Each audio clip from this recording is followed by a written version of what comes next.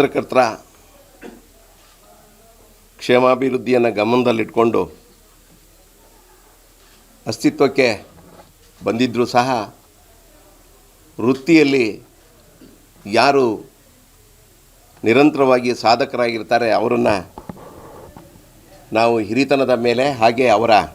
ಸಾಧನೆಯ ಮೇಲೆ ಗುರುತಿಸಿ ಅವರನ್ನು ಅಂಥ ಕೆಲಸ ಪತ್ರಿಕಾ ದಿನಾಚರಣೆ ಸಂದರ್ಭದಲ್ಲಿ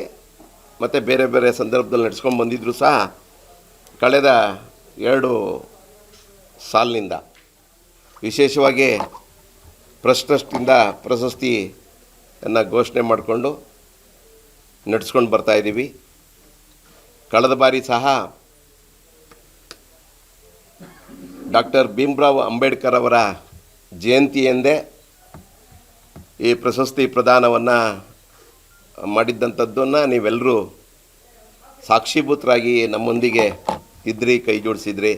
ಅದರ ಯಶಸ್ವಿಗೆ ಕಾರಣೀಭೂತರಾಗಿದ್ರಿ ಅಂತ ಹೇಳಿ ಮತ್ತೊಮ್ಮೆ ನಿಮಗೆ ಧನ್ಯವಾದವನ್ನು ತಿಳಿಸ್ತಾ, ವಿಶೇಷವಾಗಿ ನಾವು ನಮ್ಮ ಜಿಲ್ಲೆಯವರು ಕನ್ನಡ ಪತ್ರಿಕೋದ್ಯಮದಲ್ಲಿ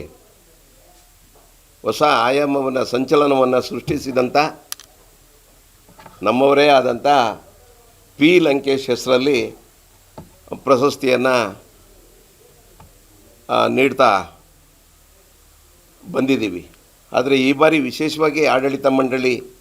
ಸುದೀರ್ಘವಾಗಿ ಮತ್ತು ಸರ್ವ ಟ್ರಸ್ಟಿಗಳು ಇದನ್ನು ರಾಜ್ಯ ಮಟ್ಟಕ್ಕೆ ಈ ಬಾರಿ ವಿಸ್ತರಿಸೋಣ,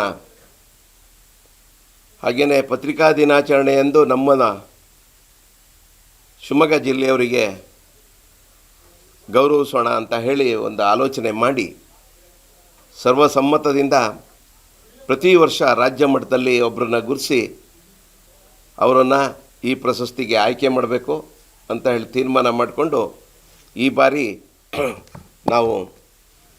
ನಿಮಗಾಗಲೇ ಕೊಟ್ಟಿದ್ದೀವಿ. ತುಂಬ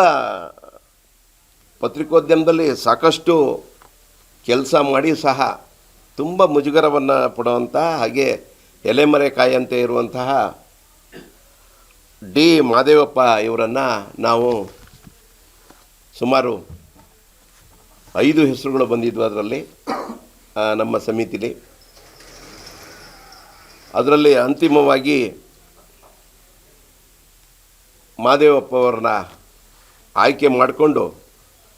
ಸುಮಾರು 3 ದಶಕಗಳ ಕಾಲ ಕನ್ನಡ ಪತ್ರಿಕೋದ್ಯಮದಲ್ಲಿ ಕೆಲಸ ಮಾಡ್ತಾ ಬಂದಂಥ ವಿಜಯ ಕರ್ನಾಟಕದ ಆರಂಭದ ಸಂಪಾದಕರಾಗಿ, ವಿಶ್ವೇಶ್ವರ ಭಟ್ರು ಬರೋಕ್ಕಿಂತ ಮುಂಚೆ ಸಂಪಾದಕರಾಗಿ ಕೆಲಸ ಮಾಡಿದಂಥ ಹಾಗೆ ಬೇರೆ ಬೇರೆ ಪತ್ರಿಕೋದ್ಯಮದ ದಿಗ್ಗಜ ಶ್ಯಾಮರಾವ್ ಅವರ ಸಂಯುಕ್ತ ಕರ್ನಾಟಕದಲ್ಲಿ ಸುದೀರ್ಘವಾಗಿ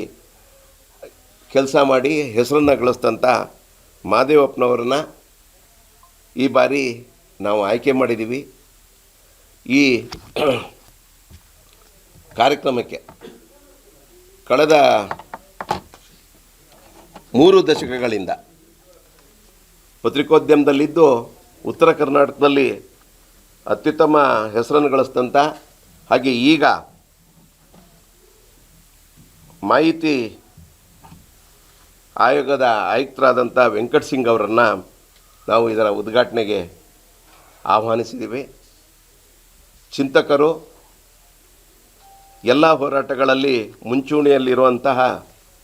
ಡಾಕ್ಟರ್ ರಾಜೇಂದ್ರ ಚೆನ್ನಿಯವರ ಹಿರಿತನವನ್ನು ಮತ್ತು ಲಂಕೇಶ್ ಜೊತೆಗೆ ಇದ್ದಂಥ ಅವರ ಸಂಪರ್ಕವನ್ನು ಎಲ್ಲ ಗಮನಿಸಿ ಪ್ರೊಫೆಸರ್ ರಾಜೇಂದ್ರ ಚೆನ್ನಿಯವರನ್ನು ಈ ಪ್ರಶಸ್ತಿ ಪ್ರದಾನ ಸಮಾರಂಭಕ್ಕೆ ಆಹ್ವಾನಿಸಿದ್ದೀವಿ.